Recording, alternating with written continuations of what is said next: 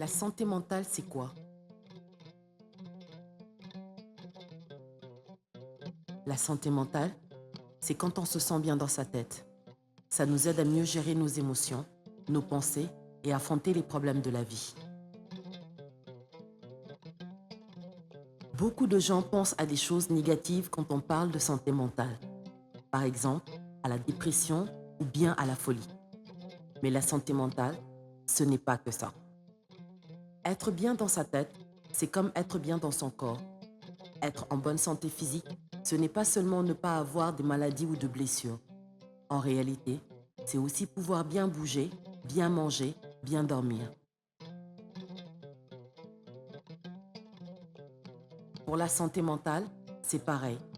Être bien dans sa tête, c'est pouvoir gérer le stress, avoir de bonnes relations avec les autres, bien travailler et participer à la vie en communauté.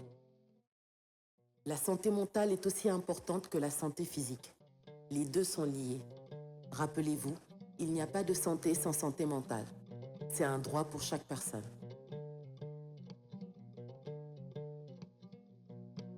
Et tout le monde est concerné. En 2019, 970 millions de personnes vivaient avec une maladie mentale dans le monde. Au Sénégal, c'est plus d'une personne sur 10. Mais qu'est-ce qui influence notre santé mentale? Beaucoup de choses qui dépendent de nous ou non. Par exemple, notre santé mentale change selon comment on vit. Si on dort bien ou si on mange bien, si on a des problèmes d'argent, des changements de notre vie. Par exemple, perdre son travail, perdre une personne qui nous est chère, découvrir une maladie avec laquelle on va devoir vivre toute sa vie. Cela peut nous affecter. Si nous avons un conflit avec un membre de notre famille, un ami ou au travail, on peut se sentir moins bien. Et ce qui se passe autour de nous, comme la guerre ou l'insécurité, peut aussi avoir un effet.